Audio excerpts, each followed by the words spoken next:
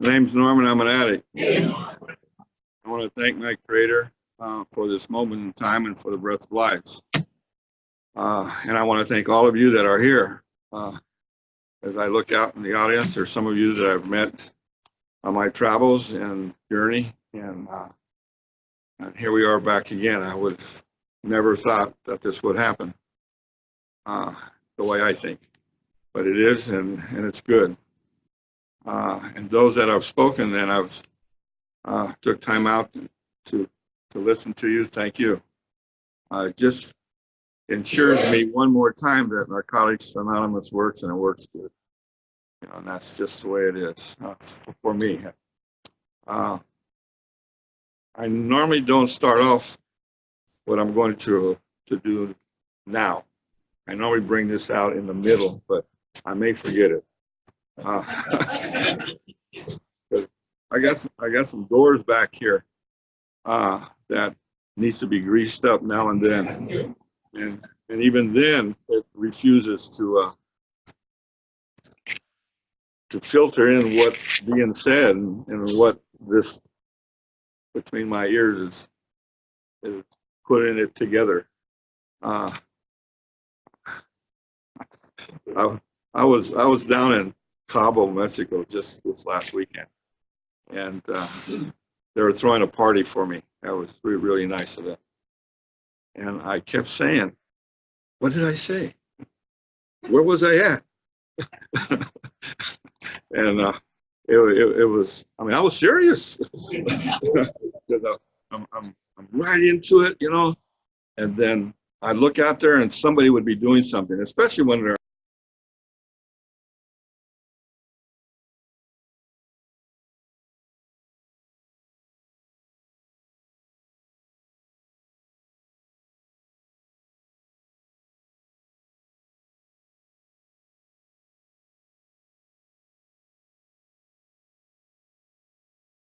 He reminds me of because in our meeting, he sits on one side of the wall, and I'm sitting over here, and the group is all in the center, just about. And we tend to pinpoint who it is. And his arrows start going out, and then mine going out, and then some of the guys I sponsor over here, they're going out, and all of a sudden the person might look up, you know, whole expression stuff. And sometimes you have to ask them to go outside. But anyhow, what I wanted to do is form a wall here. This is my wall. And I built a gate right here. And this is my center. My center happens to fall in a lot of categories. One is my Creator, my God, my higher power, the carpenter. And my God has a sense of humor, because when I was out there prior to coming in, I had no idea that I was going to come to this program. But I would have never walked in here like a lot of you have done. Like I say, my Creator has a sense of humor. He said, "It's time for you to get busted, Norm." And I got busted. I got a 5 to life, 1 to 10 for possession, sales, and under the influence. And off to the state penitentiary I went. He had a program for me. So my Creator introduced me to Narcotics Anonymous, and Narcotics Anonymous introduced me to my Creator with a different attitude. The whole idea for my being here is what I have learned on this journey from the literature, from the books, from the people that have shared, and the times I've sat and listened. tells me that I'm getting closer and closer to my Creator. Not to a brand new Cadillac, not to a fine lady, not to a mansion up on the hill, not for, $3 to $4 million in a bank. None of that. Getting closer to my Creator, because all those other things I said is a distraction for me, and it has been over the years. I hope, yeah, okay, thank you. Dangerous, but this is what I mean. I have forgot. I'm just wondering if anybody was listening. Where did I end when he started? Okay, all right. Creator, okay. So anyhow, here I am, and here's the Creator, and he introduced me to Narcotics Anonymous, and I'm sitting on my bunk bed, and I'm wondering, I'm in prison now, and I'm wondering, what's going to happen here? The one thing that helped me out is that the prison, prior to getting to the prison, there's a guiding center, and they do all kinds of testing, physically, mentally, spiritually, financially. They don't get into that part of it. But those other areas, and I was broken in all those other areas. When they test me for education, I only had a 2.5 grade average. I didn't know how to read. I couldn't even read the funny papers. I laughed because it was drawn kind of crazy. Didn't know how to read, didn't know how to write, but I faked it all for jobs. And I didn't have a trade. I had lost my Creator along the way of those 25 years, leading up to those 25 years. But it was all lost. And my real father came up to visit me while I was in the guiding center. This is before they find a prison for you, which one you're going to go to. So he came up to visit me, and just before he left, he said, "Mijo, do your own time." Now, I had an idea what that meant. Do my own time. Remember that, because I might forget what I just finished saying. But I already forgot about my wall. So within that wall, like I said, we get to NA. I discovered that I had to have a sponsor, a home group, meetings, and I can't stop from saying how many meetings I had to go to or went to at my first years, but a lot. Because number one, I had a 2-year parole. So I definitely didn't want to go back to prison. And so meetings were a safe place to go to. And then going out, somebody had said somewhere along the line, stick with the winners, and I put myself in the back pocket of many guys, The other sex were trophies to me for many years. And I'll get to that story down the road. But anyhow, that was all in my center. Service, and that's another thing people told me, service. And so when I was sitting on there, the prison already laid out my program.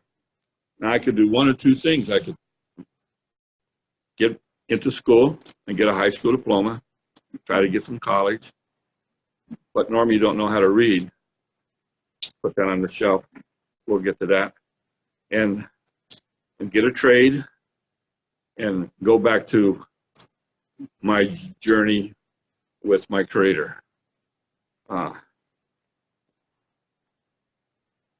basically that's what I did.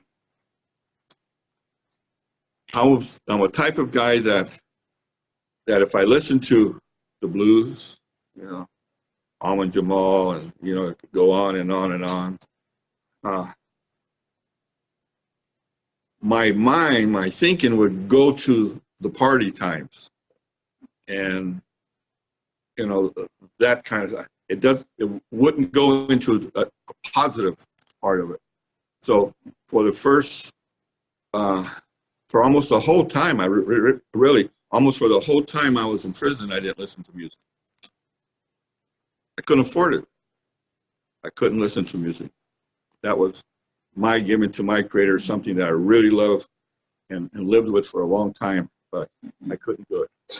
So that was one of the things that I surrendered.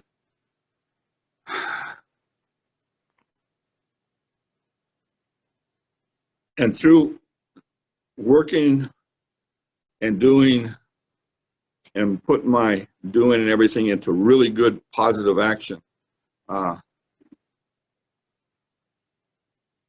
it took me 14, I think it was 15 years, but I'll go with your 14 years. Oscar was the first member of Narcotics Anonymous that I sponsored. All those years, people would ask me to sponsor them, and I said, I can't handle another person's life. I can't even do mine right. Because I heard stories. One story happened right where I worked at.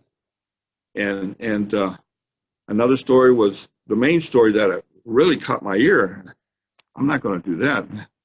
Here's this guy having a great time in California, and he kept going to his sponsor and says, man, this is bothering me, and this is bothering me, and this is bothering me.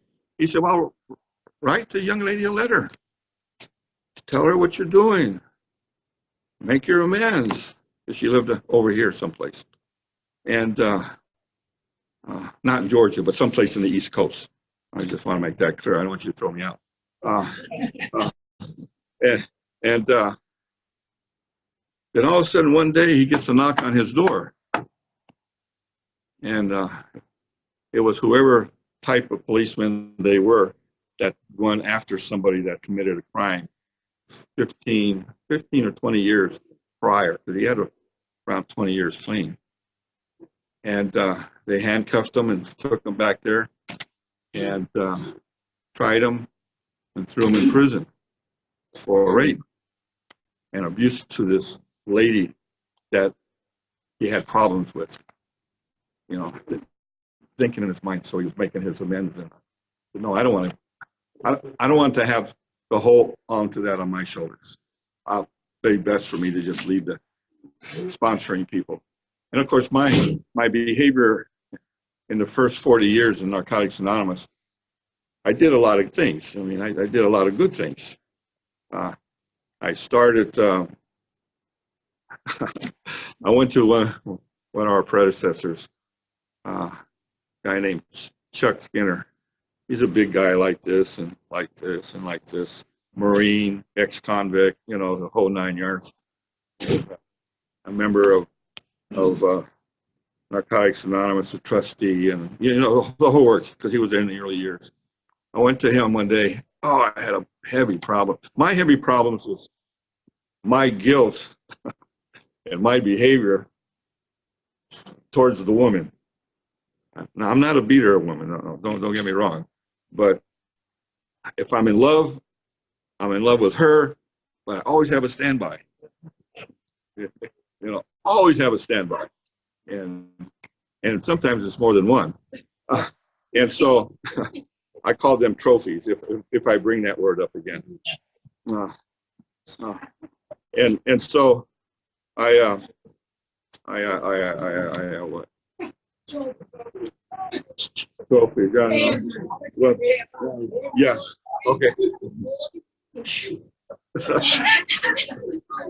We got a lot of people listening to it. No, but this is our program, and laughter is good medicine, by the way. You know, and I'll get into that story later. But so I got Chuck Skinner, so I went to him to tell him about. See, Vito, you'll have another 60, bro. that only make us about 100, almost 200 years of age, right? By the way, I'm 80. And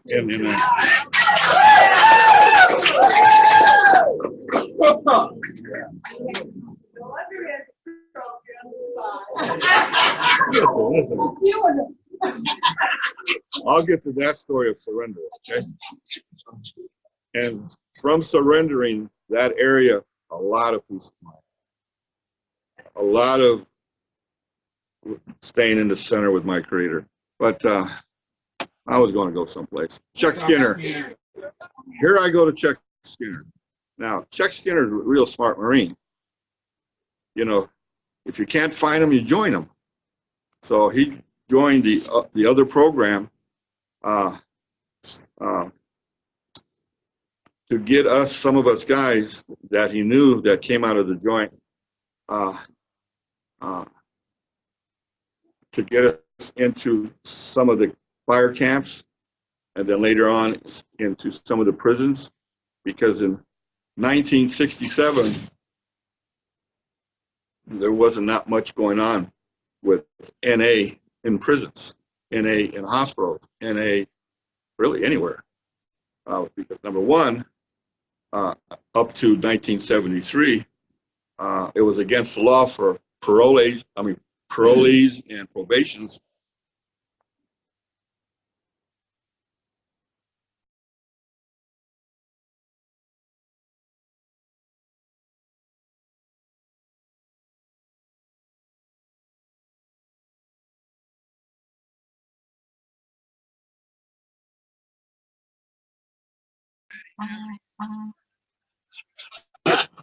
I knew something was happening, but I knew there was nobody here, you know.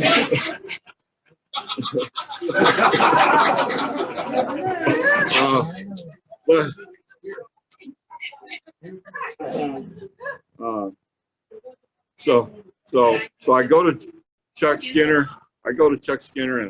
And I was he gave me a hug, and he was just getting ready to say something when the room hollers out, meeting, meaning that they're having an institutional meeting going on, and only those people, that was a closed meeting, only those people are into that meeting. And he said, "Oh, Norm," as he walks away, "I have a panel for you." And that's all I heard. And he went away. I'm standing there, you know, I'm saying to myself, so he didn't even give me time to get this off of my chest, you know, this problem that I have. So I'm driving home, and I'm still thinking, man, that sucker, he didn't give me time to talk to me, to share with me. And then all of a sudden, my head totally forgot about that. Now I'm thinking, who am I going to ask to go to that fire camp? I heard that part. To that fire camp. I didn't hear where we're going. Now, where we're going, I hear it time and time again. Oh, that's too far to go. Oh, I can't do this. Oh, I have this excuse. Oh, I have that. They don't say excuses, but they make up a real good story. Almost want you to cry, you know. And what he did, he saved my life. One more time, a member of Narcotics Anonymous saved my life. Because I'm looking around, I'm asking people, you know, and I asked this one lady, and she's from the mother program, from the other program, and I said, because all the other people I asked, they said, no, I can't, no. And they didn't even bother to say where we're going. I mean, where are you going? Doty asked me, where are we going? I don't know. I had to call Chuck back up and say, Chuck, where am I going? And what's Sunday or what day? You know, and he said, you're going on every Sunday. I can't remember if it's the first week, second week, whatever it was. And then he says, you're going to Bishop, California. Now, from where I live in Newport Beach to Bishop, California is almost 400 miles one way.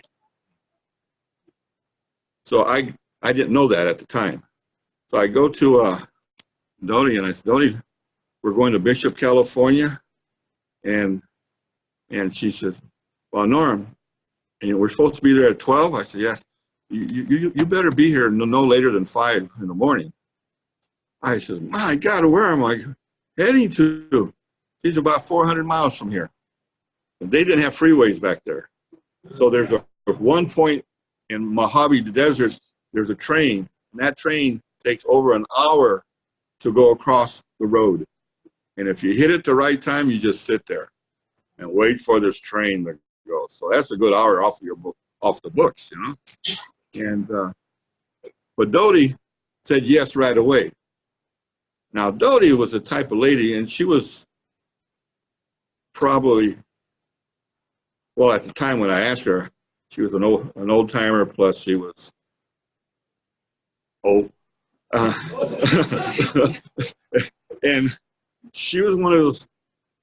And she don't mind me saying that because she used the word all the time. She was a broad.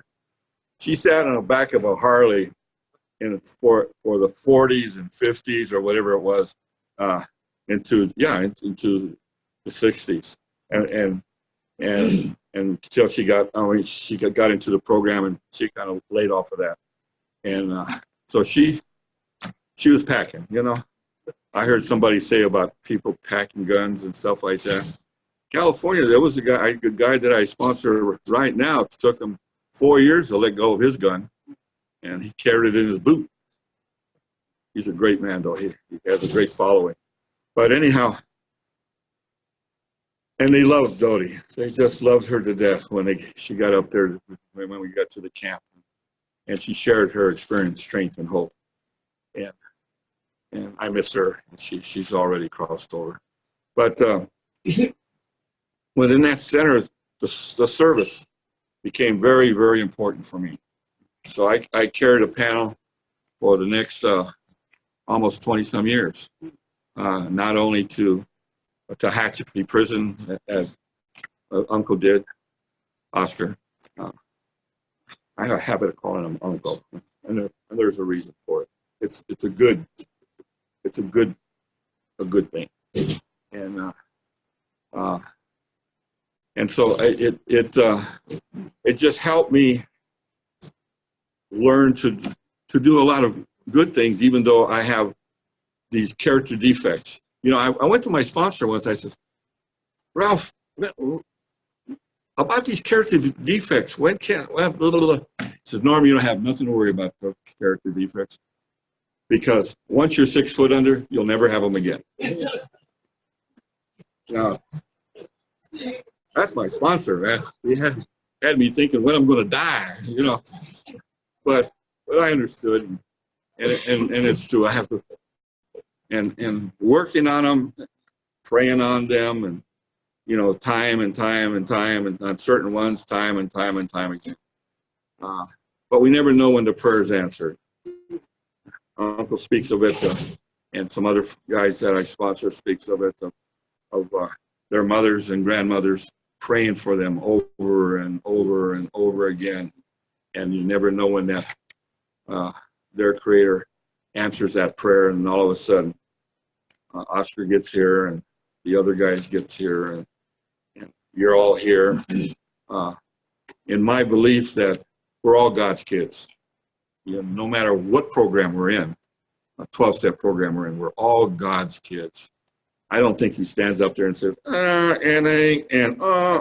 can't say that word, and distinguish which ones are the best. No.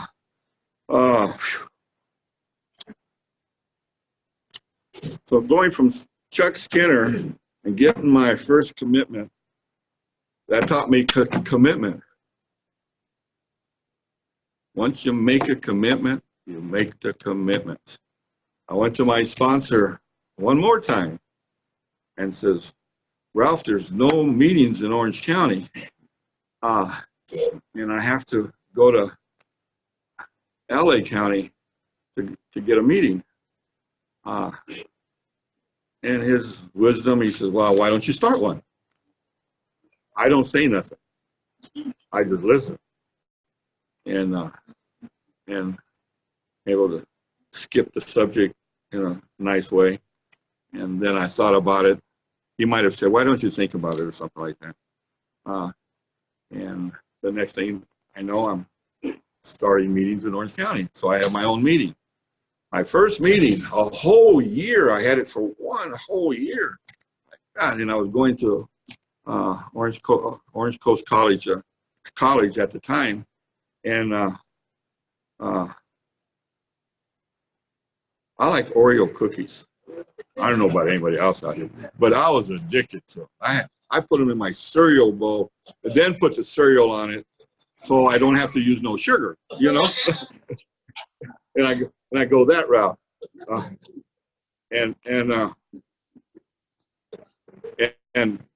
and so I went to him probably about 3 to 4 months, maybe 5 months later, and I said, "Ralph, I want to give up this thing." I said, "Why?" I said, "Hardly nobody comes. Less than a half a dozen people in that whole time." And he looks at me and he says, "Norm, I wasn't the one who made that commitment. You said you're going to make a commitment for a whole year. So you got time after a whole year, then you figure all that out." So in the meantime, he said, "What are you doing?" Now, I wasn't reading. Well, we didn't have no basic text. We had very few literature. We had my book was the one that has the 3 dots on the outside, long, and you open it up, there only has 6 pages to it, as far as Narcotics Anonymous is concerned. But I used the other book and changed words, you know, to fit me. And so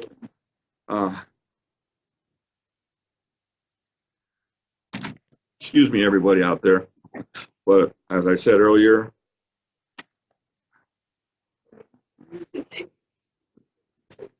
He told you to hang in there another year. Hang in there, you gave it a year commitment. okay. Yeah, okay, there you go. We're going to give you another 40 years if you have 40. But you know, I just kept on doing what I was committed to do, and it was my commitment. Next thing you know, I have prison. I had Tehachapi for over 15 years, and then other places. Narco, I went there. Service was my deal. I really liked service, and service could be washing the ashtray, setting up the whole meeting all by yourself, and knocking on that door for the meeting to start. And by the way, when I got here, there was only 4 meetings in the whole world, and they just happened to be in LA. Only 4. You know, only 4. And one of them is still alive. Yeah, Oscar knows which one that is, I think. But or Mel does. My friend Mel, because he goes to it periodically. Over on the west side. But you know, it's a long journey, long learning, and I put that in my center. Learning how to forgive, learning to change an attitude, learning to change the image. And I'll stop at the image part of it because once I was, again, in a trap. A girlfriend I had decided to go back out to use. At the same time, she was pregnant. And then when the baby was born, just a little over 38 years ago, at least she had enough common sense that she didn't want to drag him through her disease. Because she was on the program, really tight on the program. And she called me and asked me to come and get him. Now, you would think that I would be, hey, all right, let me go get this little kid. He was only 2 months old. I didn't do that. I said, I'll get back to you. Because I'm driving a brand new Mercedes. I got clothes. I got my hair. My hair was black then. Had my hair cut back, and I had her. And she's not available. I got her. You know, so who wants to give all that up? Not me, not at that particular moment. So I go talk with the guy who's now my sponsor, but at the time I did not like him because he represented the program. The program. So after I went up to West LA and the meeting, this is the other program, the meeting had about 1,200 people. They have this meeting every Wednesday. It's about 1,200 people there. And I walked in, I turned around, walked out. Oh man, I'll wait for him. And comes out and he says, what's up, Norm? I said, I got a few things to talk to you about. So he said, let's take a walk.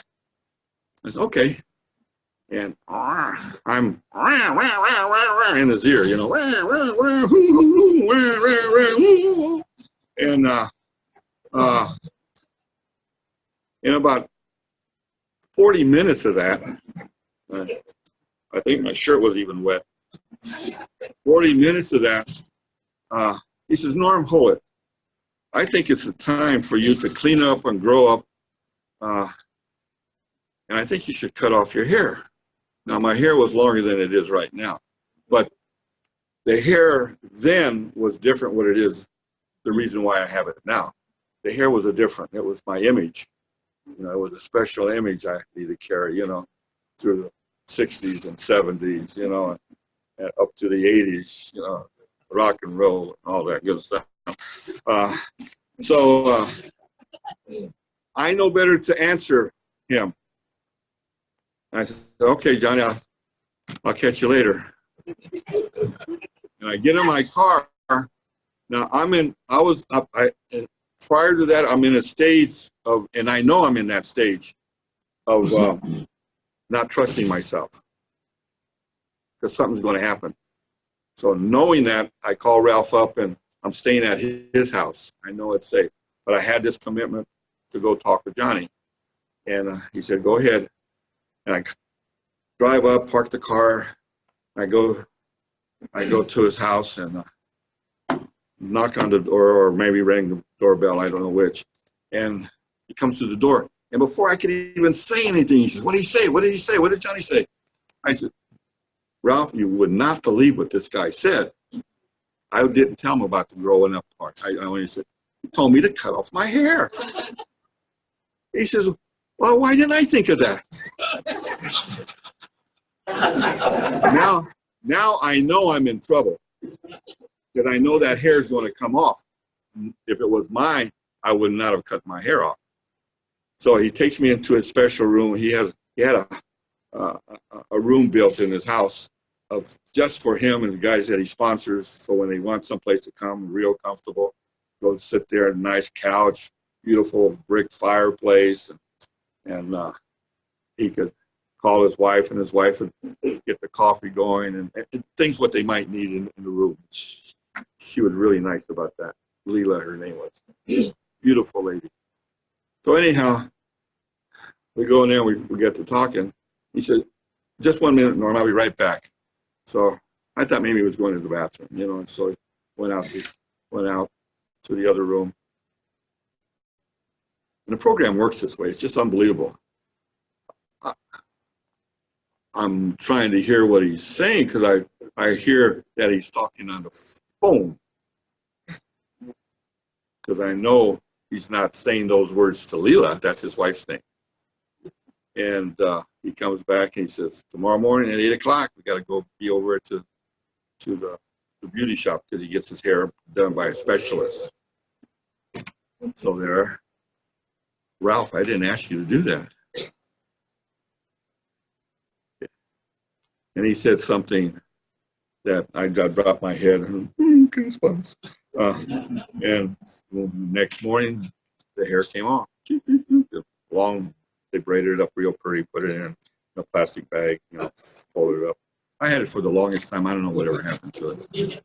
But anyhow, that was another time that my life changed. Because I drove all the way up to Mammoth. I have a place up there. And I stayed there for about 5 days, and whined and cried and snivelled and met this native guy who who had some things to do, and he asked me if I wanted to ride with him. And I know that's a safe place to be with another member. And that's what I did. And that's another whole story by itself, but I don't want to go there. It was all good. I got scolded, and I had a choice to either keep the film or have badness come to me for many, many years, because I was taking a picture of a lodge. Because it looked different. I'd never seen a lodge, sweat lodge, that is. It was, you know, it was decorated nice and everything. And I was taking this picture, and this lady walks out of her back door. She's the owner of the property, and she's the medicine woman. And she says, as she's walking to me, "Stay where you're at." I didn't move. And she comes up to me and she says, "You got a choice. You could either walk away with the film, or you could take it out and give it to me. Walking your way by your, with the film, you'll have many years of bad luck." Bad luck. I think she might have said it 4 times. But if you give it to me, you're doing the right thing. And, well, I did the right thing. Real quick. The whole film, I mean, and I had a good camera and all that at that time. But anyhow, that was another experience that I had to surrender, and good things happened. So on my way, surrendering the image with that, speaking with with Johnny, and then surrendering, and then again surrendering to this lady up there on that week. Then when I came back down the mountain, I was talking to a friend of mine, and they said, "Why don't you go up to Monte de la Rosa Retreat Center? They're having a retreat up there. That'll do you some good, and maybe you could find your answer." The answers were coming slowly, but there was some blockage there. So I went to this retreat, Passionate Priest, and I didn't know it, but it was a silent retreat. Have you ever been on a silent retreat where you can't talk to nobody? I mean, no talking, except for this one room, and that room wasn't that healthy to me.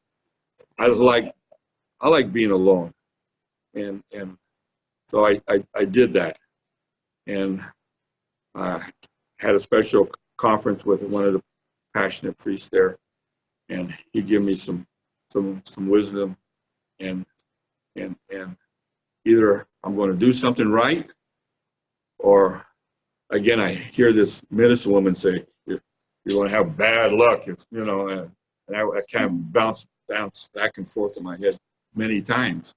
And so after everything else was done, I walked down the stairs and got on the payphone. In fact, that payphone's still there. I just took a picture of it not too long ago again.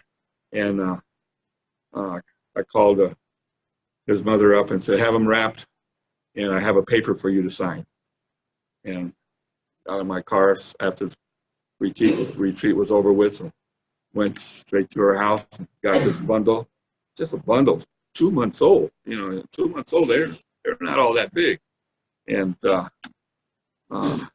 became a single parent, just like that. I'm driving home and I'm thinking, where's this kid going to sleep? I don't know, because I don't have a crib. I got a bed, but the way I sleep, I roll a lot, so I might roll over and suffocate him. I said, oh no. So again, my other part of me came out, and I'm driving. I looked on the side. There's this nice looking lady driving too. So I come next to her, and we happen to lock eyes at the same time. And so I blinked my light. I blinked my lights, and then I put on the blinker. So I pulled over the side of the freeway, and she followed me. So hey, why not? But the positive side came out through here, and it says, I have this 2-month-old baby. He's my son, and I don't know where he's going to sleep at when I get home because I don't have a crib and blah blah blah blah. She says, get a drawer, empty it out, make it nice and fluffy, with a pillow and all that, and lay him in it, and put it next to your bed, and you'll be okay throughout the night. And tomorrow, call me, and when I get off of work, I'll meet you at my house, in her house, and she has a crib. And that was all of the relationship we had. I mean, it was just, that's it. And one more time, through surrendering, through making a commitment for this little boy, and like right now, he's, like I said, he's 38 years old, 39 years of age, married. Yes, I have 2 grandkids. Nevaeh is, I showed a few people her pictures on my phone, and she's a ballerina, I guess you call it, and she just got her shoes with the wooden tip on it. You have to be 12 years old to get it. I mean, it's those feelings I would have never received. Like Johnny says now and then when him and I talk, Norman, you missed it. You missed it by inches, bro. You missed it. You could have missed it. And look at us now. He says, oh, by the way, we are old, Norm.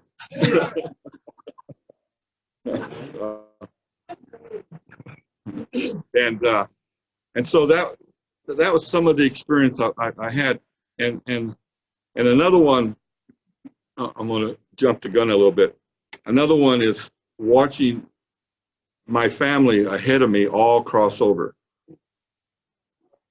My 3 aunts, my father and my 2 uncles, a stepmother and a stepfather, and my real father and my real mother. With my real mother and my dad, my real dad, I had an opportunity to be part of their going over. With my mother, when they told me, I drove from my house to Flagstaff, and it's 485 miles one way. And again, the program taught me, the length of the ride doesn't mean nothing. You do. And that lady said I could either have 4 years of bad luck or,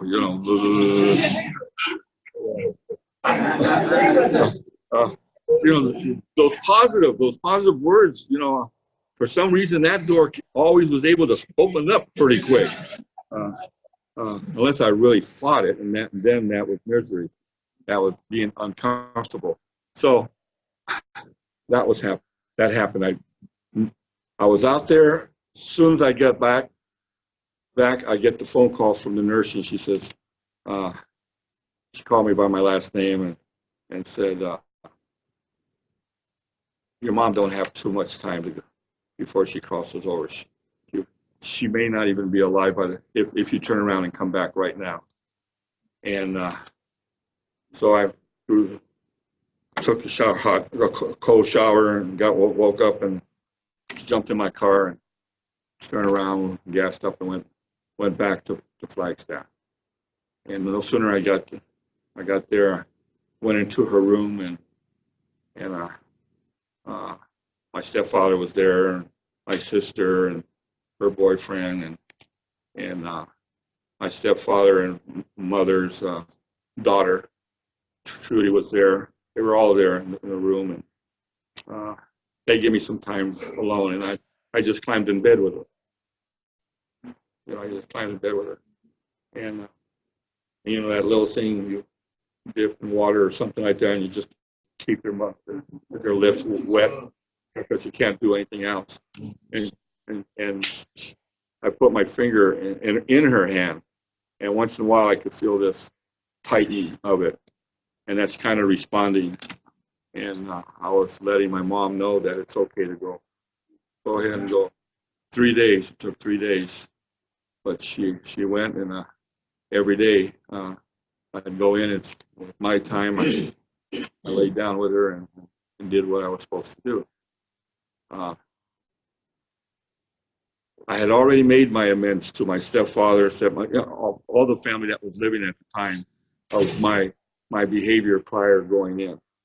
I had already made all of that. And my father, my mom died of Alzheimer's, and my mother, my father died of Alzheimer's. And he stayed with me for about a month or so, walking through that. And I have three sisters.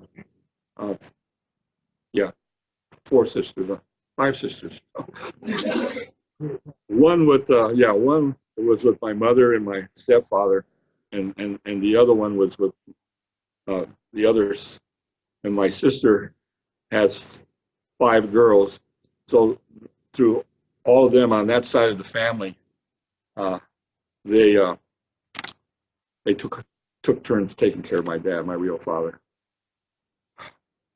But all these kinds of things, I could have missed it. And so many of us can miss it when we're so much into ourselves and so much into the earthly things that are here on earth, and our businesses and our this and that and everything else. And I was real fortunate to be able to walk through all of those kinds of things in a good way.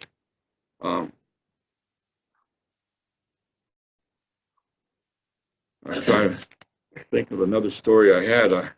I was walking down a walkway. I walking down a walkway in this clinic, and the doctor there, she's from Egypt, and she looked out the window because I was doing. So she walked down. Norm, come here. So I walk over to her, and she take off the shirt. She got, put things on. And she said, you wouldn't mind if I call a specialist, do you? I'm real simple. I don't ask a whole lot of questions. I surrender quick. Yeah, go ahead. So she called up. She said, tomorrow morning, you're going over to see this person, the specialist, because there's something wrong. And I didn't ask her what. I feel safe that way, and I have a lot of peace of mind that way. And I turn that kind of stuff over to my Creator. And so I go over there, and I had to go in that tunnel, the MRA or something like that. I had to go in that tunnel, and I didn't want to sign that paper because I'm signing the paper, and I really read it. He says, in case of death, we're not responsible. I said, you want me to sign this? And you're, yes, So right away, I had to throw out a prayer quietly. I went ahead and signed it and went into the tunnel. And now this was on a Friday. Monday was the exam. Wednesday, the outcome back. And Friday, I was on the table. No questions asked. Just followed. I went to my sponsor at the time. He said, don't worry about it, Norm. We'll be there when you go to sleep, and we'll be there when you wake up. That's the strength of the program. And that's the way, exactly what happened. They cut me from here to here. A lot of times, in the early years when I was trimmed, I'd be out in the pool, and they thought I had a heart surgery. And I wanted to say that. Yeah, that's what I have. But no, I just had a tumor that was connected to my lymph gland, which was about this big, and was pressing against my lung, and that's all it was. And of course, it was no cancer. It was free from cancer. It was just something that had to come out.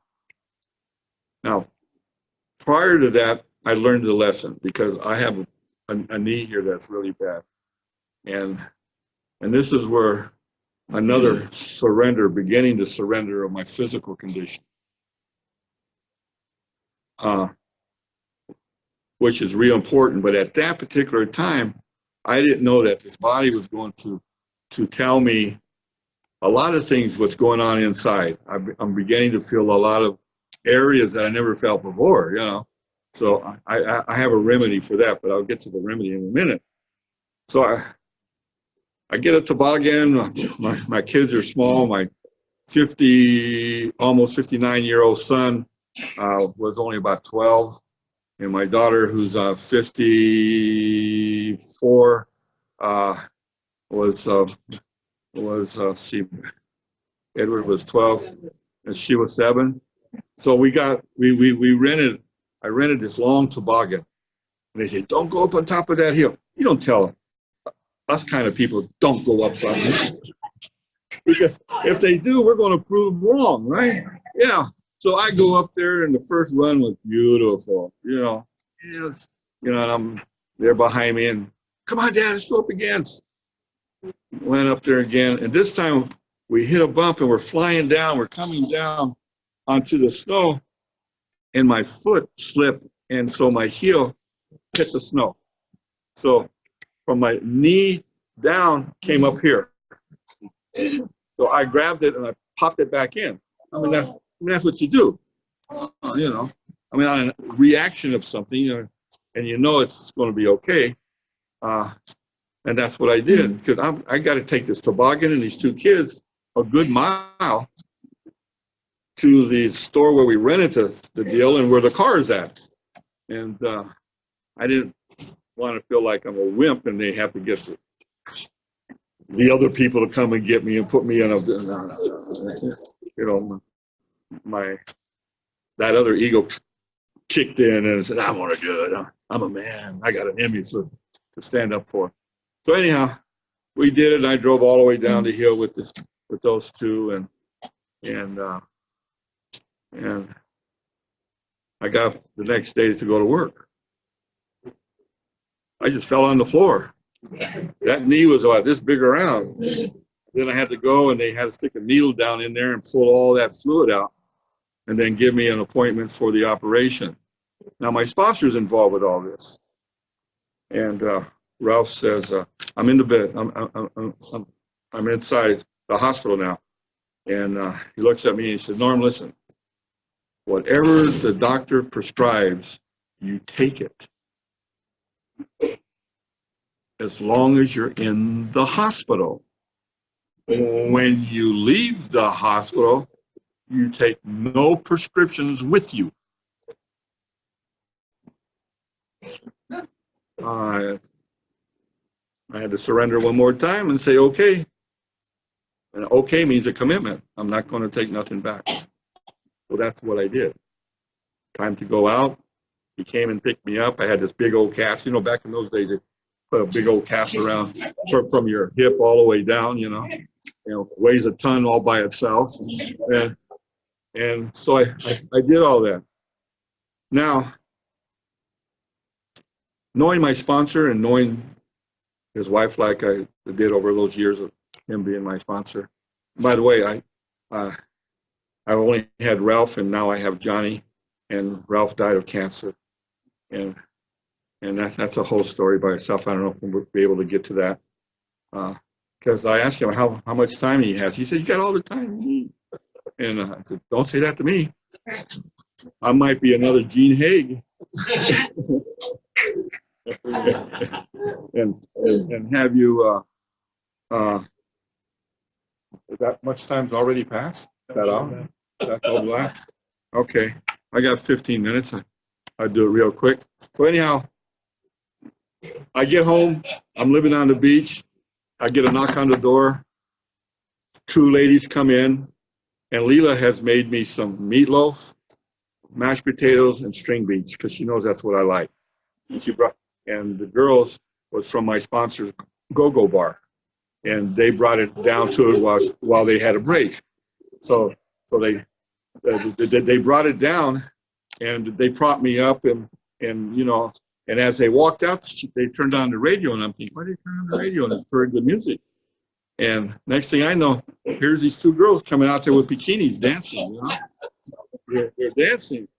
And to keep it short, they left afterwards. And my sponsor calls me. And before I could say anything, he says, "How's the pain?"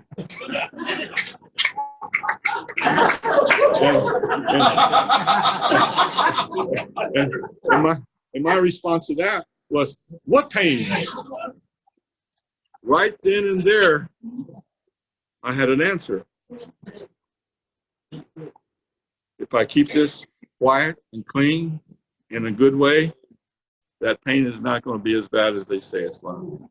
And that's what I did. So I did what I learned there. I did the same thing up here. When they cut me open and put all those clamps on there, and they send me home and they give me I had a little pillow. They said, hold a little pillow right there. Don't cough and don't, I don't know what to say that part of it. And don't laugh, that kind of stuff. And just hold that there. And I was out of work for about 3 months on this one here. This one here, I was out of work a little longer. But anyhow, those kind of situations, through my journey. And then just as I was sitting on the fence one more time, my uncle, Oscar, calls me. And he says, "Nora, would you be my sponsor?" And I don't know how it came out. I mean, I know how it came out here, but traveling to get to here never happened before. I mean, I wouldn't answer the way I did. I said, "It'd be an honor to sponsor you, uncle." No sooner he said that, just right after that, real soon, he asked me if I wanted to go to 11-step camp out. 11-step, anything 11-step, I'm always game for that. So I said, sure. So we go, there's this and that, and the wood and all that stuff. Picked up. No, you already had the wood in the truck. Your truck broke down there. I think that was our first time. We got that fixed, and off we went to the reservation, and he set up his camp in a trailer, and I got mine together, and he said, "When you're ready, just follow the path and wear your trunks and a towel." Now I'm thinking I'm going to a swimming pool. And I walked around there, and here's this 2 huts, man. One's about like this, and one's about like that. And I look at Oscar, and I said, what am I supposed to do? He says, just follow my lead. And I've been saying that ever since, just follow my lead. And it's carried me to many places on the Native American Red Road. And it's been good. It's my 11th step. It's been like that for a long time. A lot of sweats, a lot of being a part of bear ceremonies and ceremonies for the child, and one that turns into a man. That's unbelievable. Prayer. And it's all been good. It's really all been good. I got the permission. I'm not a sun dancer, but I got a permission from my chief, who spoke with the big chief, Lakota's Chief Leonard Crow Dog, and he said, "Yeah, him and I have something in common. We were sitting I was at a sun dance, and he was sitting at a table. We were having lunch or breakfast or something like that. And we were talking back and forth, and he said something about him being in prison, and I said, yeah, I did some prison time too. He said, I knew it. I knew you did something like that, because I could see it, I could feel it. And the next year came over, and again we sat across from each other, and right away we got talking really good. And somebody said something. He said, no, leave him alone. It's okay. In other words, they said it kind of like I'm not supposed to be there. Just the chiefs and the sun dancers, would participate in that. But he told them, let me go ahead and sit there, because him and I have something in common. We're ex-convicts. And I've been on the road ever since. It's a beautiful, beautiful people, beautiful everything with the with the guys that I sponsor. They've saved me more than once. I was talking to this lady here earlier, and she was talking about prayer, and that's my belief. Every step for me when I'm walking, you see my head down. I don't look out that way because I have to watch where I'm walking now, and my head's up here is in a prayer, and I'm praying for each step, one step at a time, and then every step is a miracle. And it's been that way from the time I sat up on that bed. And by the way,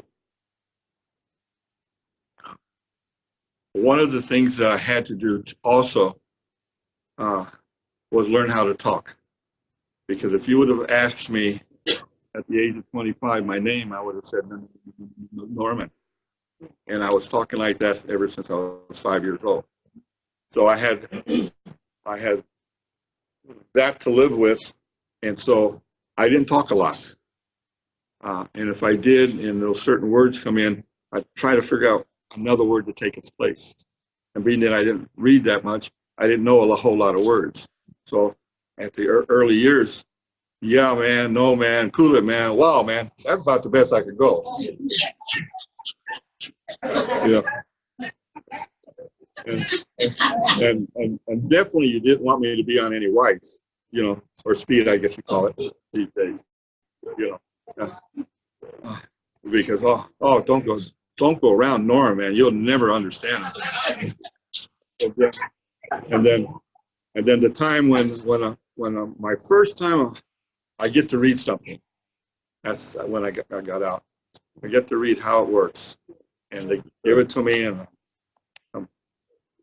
glanced at it, and I glanced at them, and I said, my name is Norman, and I'm an addict. And no sooner I finished that, the guy that was sitting like this gentleman here, he walks over to me. He said, great job, Norm. You go sit down now. He's going to read it.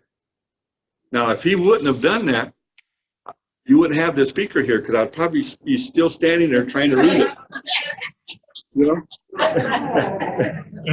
And I was walking back there, I was getting resentment, and all of a sudden I said, oh man, wow, I didn't have to read.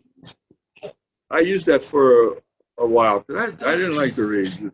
And finally my sponsor said, how come you don't read at some of these meetings? I said, because I stutter so bad. But I learned I had to get other help. Narcotics Anonymous had the answers of my life, changing my life, surrendering, found that within this circle, love is the #1 remedy of all things. And the closer I get to my Creator, the more that I receive. It's really strange, but that's how it works. And it's really been an awesome deal. From the early part of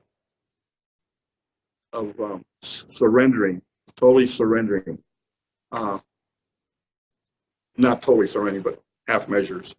It says half measures avail us nothing in that other book, I think. But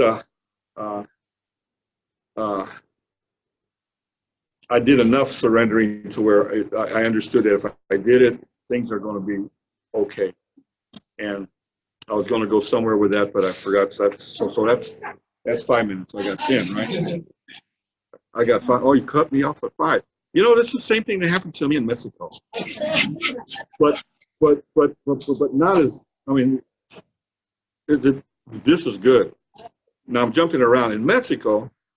Now I'm supposed to be the main person, and it's my party, and they had three people speaking before me.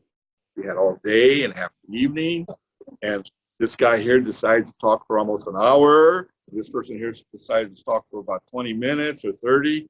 And my friend Vincent, who I sponsor, he decided to spend it until I start saying, and I get up there, and they call me up there, and I had 15 minutes to share.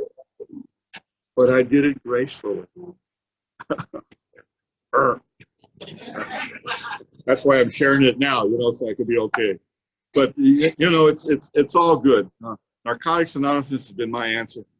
for all these years, along with the things that I do, you know. And what's that? How many years? 55 years.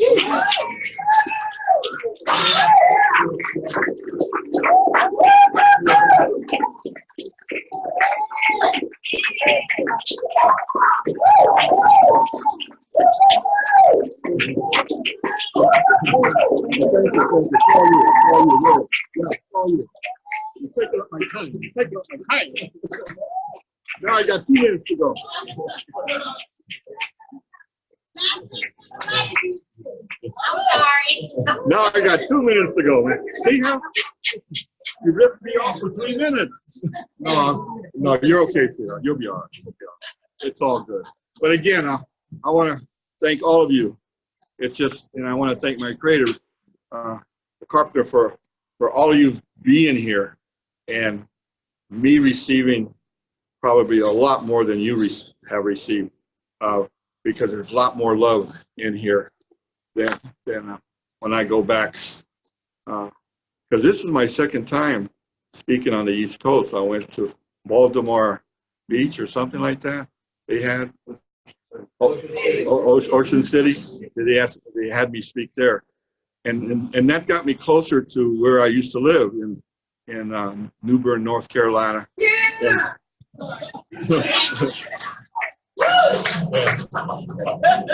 Yeah, I lived there from the age of the 4th grade to youth authority, and I didn't get into that, but I got 1 minute. I can get 1 minute. Okay, I'm gonna do a quick 1 minute. I do a quick 1 minute. I was sentenced to youth authority for 11 months, and I had such a good attitude. They kept me 4 years. Now, within those 4 years, I ran away 3 times. Now, each time you run away, they punish you. The first time I ran away, they stripped off all my clothes and tied me over a chair and whipped me with the cat of 9 tails, 25 licks.